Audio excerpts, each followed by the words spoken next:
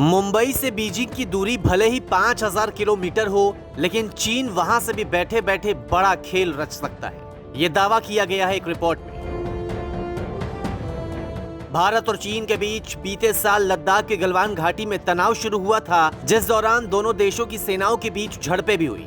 इस दौरान चीन ने भारत पर एक ऐसा हमला करने की कोशिश की जिसका खुलासा करीब 1 साल के बाद हुआ है। चीनी सैनिकों के साथ हुई इस झड़प के करीब 4 महीने बाद 1500 मील से भी ज्यादा दूरी पर मुंबई शहर में ट्रेनें थम गई थी। 2 करोड़ से ज्यादा लोगों को बिजली कटौती का सामना करना पड़ा।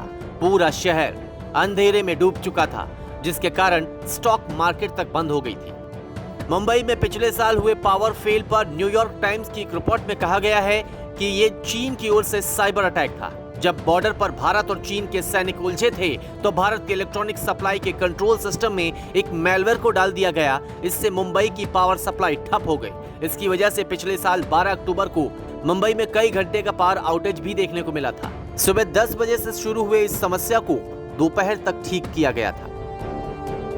होम डिपार्टमेंट के साइबर सेल ने रिपोर्ट दी है, जो मैंने पिछले वक्त कहा था कि साजिश हुई थी, उसके ऊपर दी है।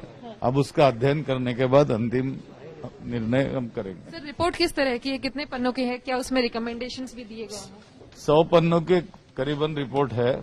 अब उसको पढ़ने के बाद ही मैं कुछ बोल सकता हूँ। एनवाईटी की रिपोर्ट में कहा गया है कि malware tracing recorded future company ने किया है और ये एक साइबर सिक्योरिटी कंपनी है। इसकी स्थापना साल 2009 में सोमरविल में हुई थी।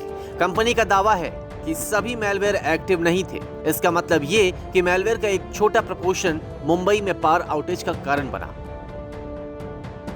हालांकि इस साइबर सिक्योरिटी कंपनी ने यह भी कहा है कि फिलहाल इस बात को पुख्ता सबूत नहीं है कि मुंबई का पावर आउटेज मौजूदा हैकर ग्रुप की वजह से ही था। इस फर्म ने कहा है कि अपनी फाइंडिंग्स CERT को भेज दिए गए हैं, जो ministry of electronics and IT के अंदर आती है। गौरतलब है कि चीनी हैकर्स को पहले से इस तरह के साइबर अटैक्स के लिए जाना जाता है, लेकिन अभी ये कह पाना मुश्किल है कि ये साइबर अटैक किस तरह का था, यानी स्टेट स्पॉन्सर्ड अटैक था या फिर ये किसी हैकर द्वारा किया गया एक नॉर्मल साइबर अटैक था। न्यूज़ तक ब्यूरो।